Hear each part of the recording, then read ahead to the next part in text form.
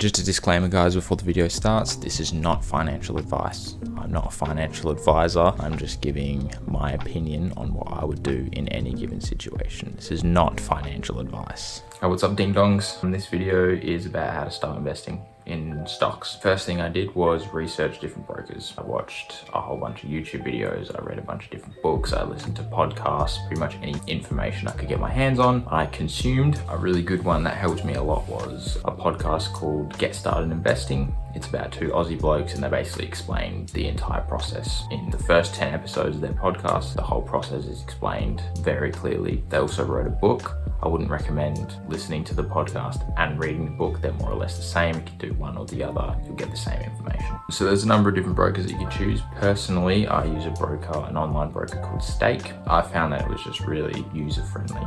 It was just so easy to use straight out the gate. I didn't have to learn any jargon. I didn't really have to learn anything. I just go straight in there, find your stock, buy it. It's real simple, which is nice. I like that. Another positive for Stake is that it's CHESS sponsored, which basically means that the ASX, or the Australian Stock Exchange, keeps track of who owns what stocks. So if Stake goes under and they go bankrupt, they have to close their doors or whatever it is, the ASX knows that I still own the stocks that I've purchased through Stake. So regardless of which online broker it is, I'm still the one who owns the stock. Sometimes there's brokers that will put in the fine print that they own the stock and they just kind of put the figures on your profile. So you have to make sure you're looking for something that's CHESS sponsored specifically. The only downside to Stake is that it has a little bit of limited variety. So you only have access to the Australian Stock Exchange and Wall Street. That's enough for me at the moment. I am thinking I will probably change to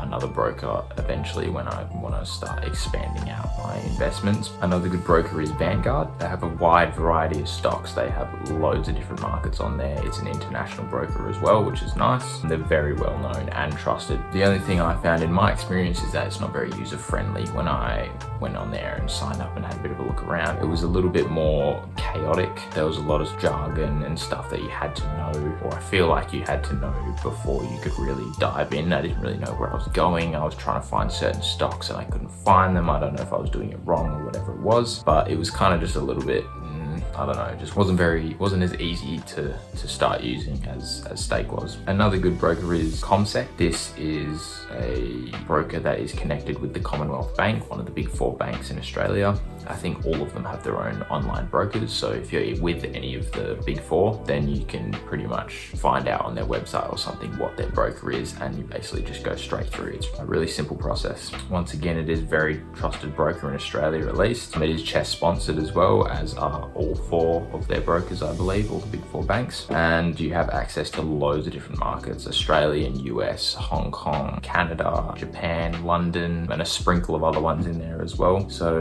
you know, one of the big four banks brokers is probably a good place to start because there's just so much stuff on there. Once you've done that, all you got to do is sign up and put money in. Now, some places is going to be easier than others, but you know, the nature of the beast, I guess. Second thing is decide what kind of stocks you want. You can either choose from dividend, which basically the company pays you a percentage of their profits every 3 or 4 months. A growth stock, which would be trying to find a company like Apple when their shares are like $1 a share, unloading a whole bunch of money into it, and then they just skyrocket to $100 a share, and then you've made a whole bunch of money. And then ETFs. So ETFs is basically a collection of funds. Like the S&P 500 is an ETF. The Dow Jones Industrial Average is another ETF that you can purchase as well. It's like a collection of a whole bunch of different stocks in one package. So figuring out which of these three categories will determine what stocks you ultimately want to buy to begin with. And you can watch a whole bunch of different YouTube videos, podcasts. There's so much information out there on all of these different categories that you'll be able to find something. Alternatively, you can just buy the companies that you know and that you like and do a bit of research on them after that. That'll work as well. Next thing you want to do is you want to write down a list of all the companies you want to own. So if you want to own Apple, you write that down, Amazon, Microsoft, whatever it is, and work your way down that list, finding out whether they're good for dividends or growth or their ETFs or whatever it is, and put them into categories. So you'll have Australian, and then you'll have dividend growth ETF, then you have the US stock, and then dividend growth ETF, and you basically build up a list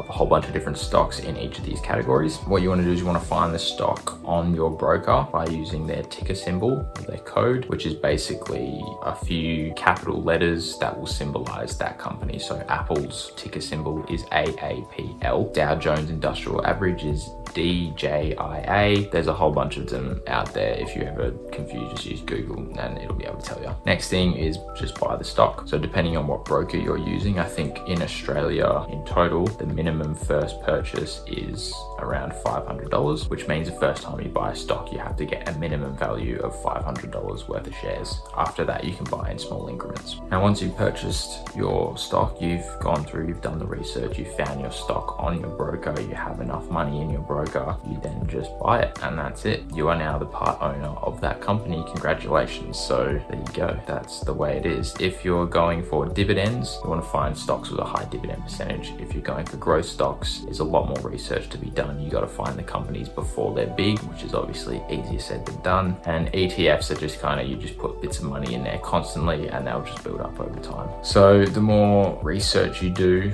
the safer the gamble will be. Obviously, if you just go in there willy-nilly buying whatever the broker suggests, you're going to lose money. You have to find out exactly what you want and do the research. It is not just easy and fun. You have to figure out what you're doing in order to make profits from it. Anyway, that's pretty much how you start investing. If you guys have any questions or anything like that, let me know. I'll be happy to have a chat about it. Anyway, take it easy.